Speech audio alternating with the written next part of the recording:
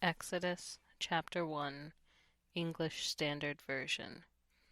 These are the names of the sons of Israel who came to Egypt with Jacob, each with his household: Reuben, Simeon, Levi, and Judah, Issachar, Zebulun, and Benjamin, Dan and Naphtali, Gad and Asher.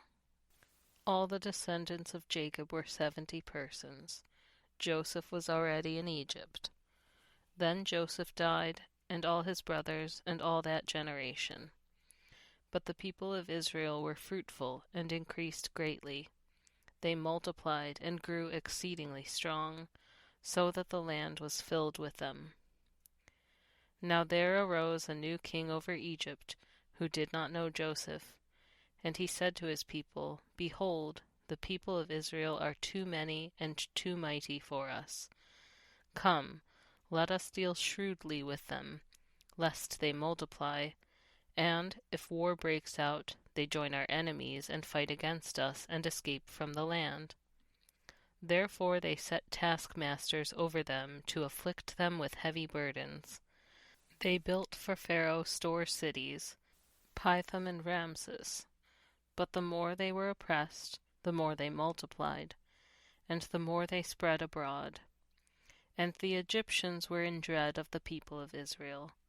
So they ruthlessly made the people of Israel work as slaves, and made their lives bitter with hard service, in mortar and brick, and in all kinds of work in the field.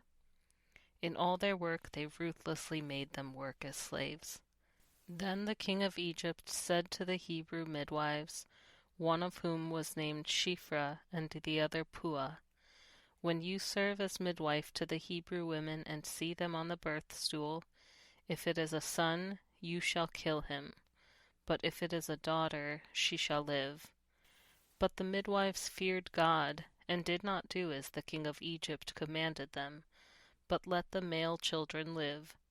So the king of Egypt called the midwives and said to them, Why have you done this, and let the male children live? The midwife said to Pharaoh, Because the Hebrew women are not like the Egyptian women, for they are vigorous and give birth before the midwife comes to them.